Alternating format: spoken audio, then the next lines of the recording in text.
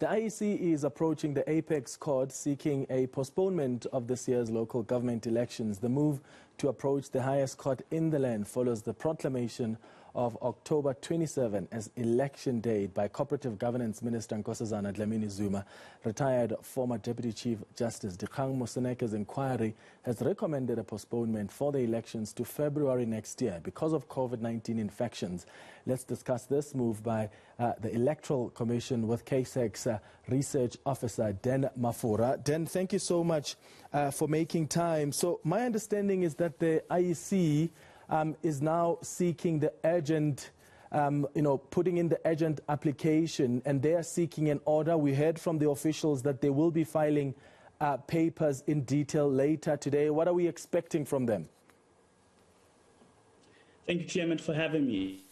So from the IEC's media briefing earlier, we expect them to file an urgent direct access application today, if they haven't done so, and to seek an order declaring that the IEC can hold elections after November 1, which is, of course, the cutoff date that is set by the Constitution when the 90-day period expires. So we will then expect the court to either grant that order and allow elections to take place after November the 1st, or to decline that order and then see where it goes from there. Yeah. So part of the implications of the declaration of the date for elections by the minister is that the IEC is constitutionally obligated to continue with preparations while waiting the outcome of the court application. So can the order remedy that? So what is happening here is very interesting because obviously the IEC at this moment has an obligation to make sure that it is ready to carry out or conduct elections on October 27th.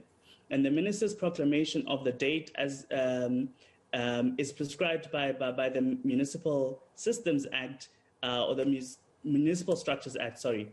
And it requires that she proclaim the date of the election after consultation with the IEC. So obviously they knew that this was going to happen. But the danger here lies in the way that the IEC has presented this, as though they don't want to continue with preparations just in case the court postpones the elections. But obviously we know that as things stand right now, they have to carry out their duties in terms of legislation and be prepared to conduct elections on 27 October. So okay. If the court postpones, then obviously the minister will probably have to withdraw that proclamation and issue a fresh one.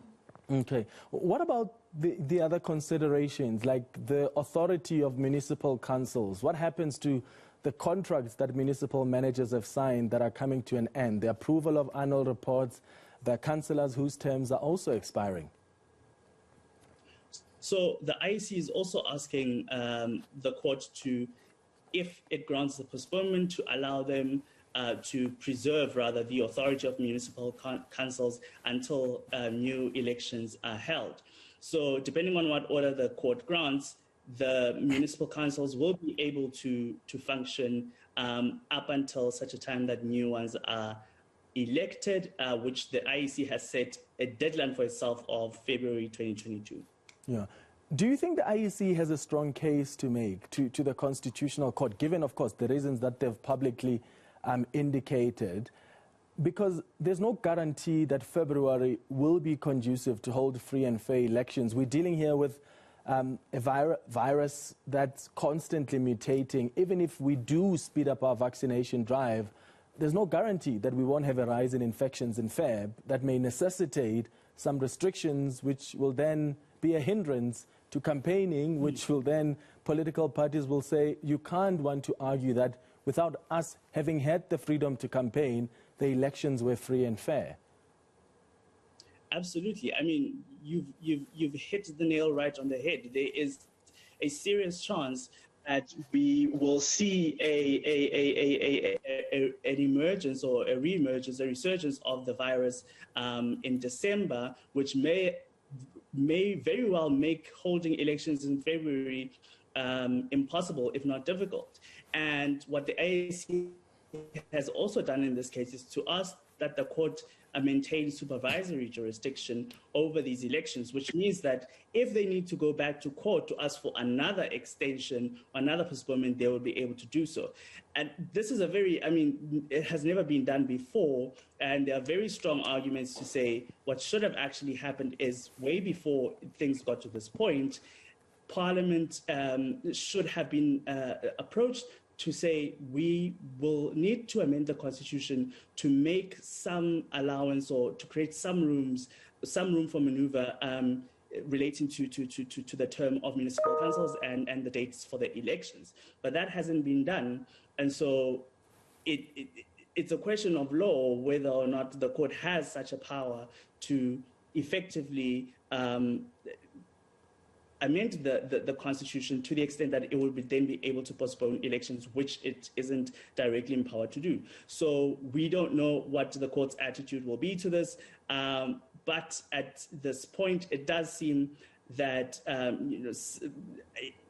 small part of this crisis may have been created by a lack of foresight and preparedness on the part of the IEC and government. Yeah, and let's talk about that lack of foresight, because as citizens, we have a constitutional right to change government as planned, even in a pandemic, in a crisis like the one we're facing now. What are the considerations? I guess it doesn't really help that there is, an absence of options like electronic voting, like voting via post, right, that are catered for in our elections framework. This should have been seen, right? I mean, we should anticipate that anything is possible. We could get to a point where we face a crisis that may not be conducive, that the environment may not be conducive for elections to be held in a free and fair manner. So you need these other options that would still allow for people to exercise their constitutional rights. Absolutely. At the end of 2020, getting worse. So there should have been measures in place. There should have been contingencies in place in the case that we needed to either postpone the election or conduct it in a different manner to the way that we've done it before. And so the question is, why did it take so long until I think about May, when the Moseneke report was first, thought of? Why did it take so long for us to get to a point where we could say, will it be possible to hold elections in October, when we knew that the municipal term would expire on August 3rd, 2021? And so these are the questions that are mind-boggling at this point. But I guess we will just have to wait and see what the papers of the IEC say in kind of explaining how we got to this point. And it may get even more complicated if the Constitutional Court then throws the ball towards Parliament, because that process may take a while, but also political parties don't really see eye to eye on this one. So getting them to agree may be a hurdle.